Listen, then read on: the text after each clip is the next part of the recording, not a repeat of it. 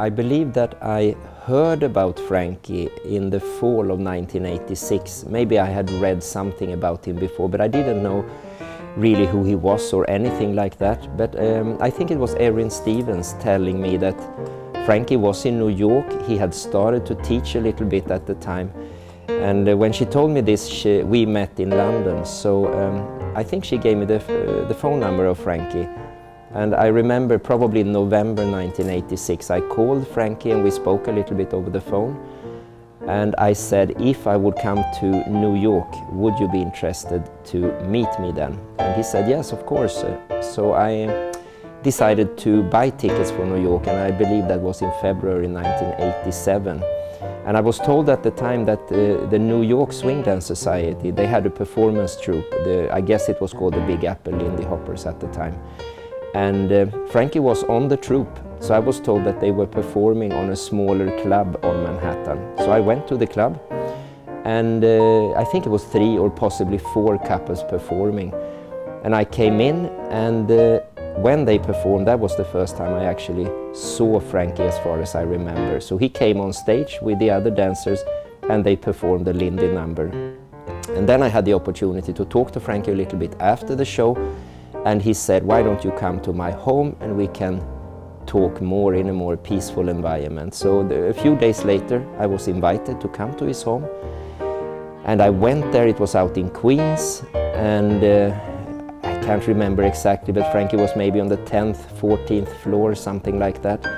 He opened the door and it showed that he had prepared a little lunch that day. And the lunch was some kind of sandwiches with meatballs, and meatballs is a typical Swedish thing. Maybe Frankie knew about that. And even more funny, I think, in some of the meatballs he had put a toothpick with a Swedish flag. So that was the first time we spent some time together. We were sitting there eating those sandwiches with meatballs with Swedish flags, and since then I guess we became friends, and he started to come to Sweden and to teach us more about the Lindy Hop he had been doing back in the 30s and 40s.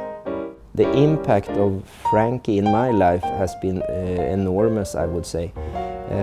I'm sometimes thinking about it because it's easy to forget things. But somehow if I would choose, let's say 3 or 5 persons in my life that have influenced it a lot, Frankie would be one of those persons. So it was not only about his dancing that influenced me, it was also about the person he was and the background he had.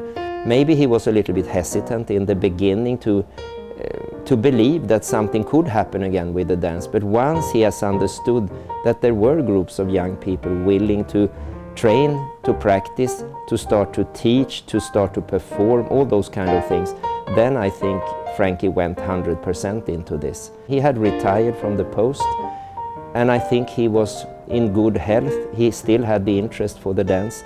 So for him it was a new kind of door that opened at the time.